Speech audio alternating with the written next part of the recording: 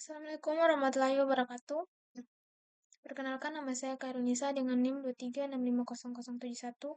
Di sini saya akan mereview materi 2, yaitu pengaturan cybercrime dalam hukum positif Indonesia.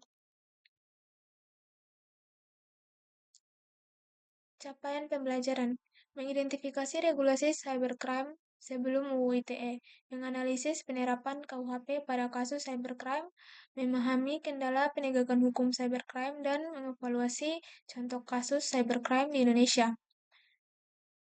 Selanjutnya, regulasi sebelum UU ITE. Kitab Undang-Undang Hukum Pidana atau KUHP, Undang-Undang Nomor 19 Tahun 2002 tentang Hak Cipta, Undang-Undang Nomor 36 Tahun 1999 tentang Telekomunikasi, dan Undang-Undang Nomor 15 Tahun 2002 tentang Tindak Pidana Pencucian Uang. Selanjutnya, regulasi sebelum UU ITE. Kitab Undang-Undang Hukum Pidana atau KUHP tahun nomor 19 tahun 2002 tentang Hak Cipta, Undang-Undang 3699 tentang Telekomunikasi, Undang-Undang Nomor 15 tahun 2002 tentang Tindak Pidana Pencucian Uang. Selanjutnya ada penerapan KUHP pada cybercrime.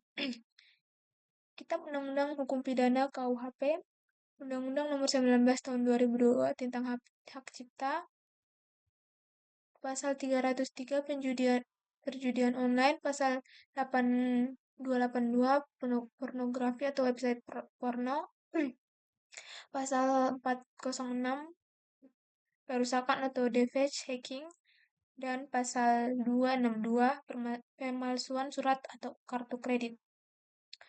Adapun studi kasus KUHP atau carding, modusnya mencari nomor kartu kredit, transaksi e-commerce, Pasal 362 atau pencurian, plus 378 penipuan, plus 262 pemalsuan. Proses penjual kirim barang, bank tolak pembayaran. Korbannya memiliki kartu kredit dan penjual online. Lanjut, contoh kasus cybercrime di Indonesia. Pertama, pencurian akun internet. Korbannya pelanggaran ISP atau dibebani biaya. Kasusnya 2 warnet di Bandung tahun 2000-an. Ada juga kasus defacing website, mengubah halaman web. Statistik tahun 2000-an, website atau dibajak. Metodenya eksploitasi lubang keamanan. Targetnya website pemerintah dan perusahaan. Selanjutnya, yang ketiga, probing dan port scanning atau pengintaian sistem. Analognya cek pintu atau jendela rumah target, toolsnya Nmap, Nggeri scanner, dan status sebelum kejahatan tapi mencurigakan. Indonesia Imported Emergency Response Team atau ID-CERT Indonesia Computer Emergency Response Team merupakan institusi kunci dalam ekosistem keamanan cyber Indonesia. Fungsinya point of content, laporan masalah keamanan, inspirasi CERT global pasca Email 1988. Perannya koordinasi penanganan insight cyber. Fungsi dan peran ID-CERT.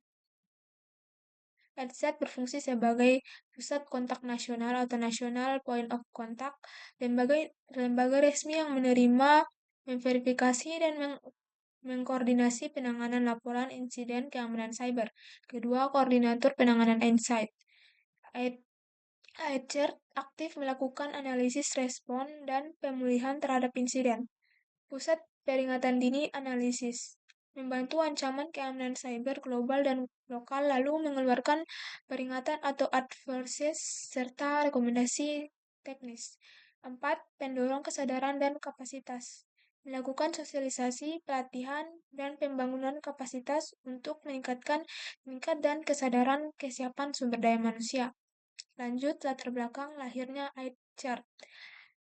D-CERT terinspirasi dan merupakan bagian dari jaringan global CERT atau CSIRT, Computer Emergency Response Team atau Computer Security Insider Incident Response Team.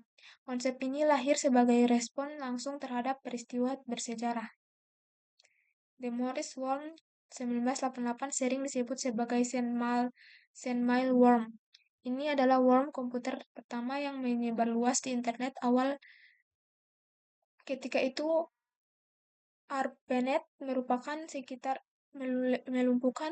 10% dari 60.000 komputer yang terhubung.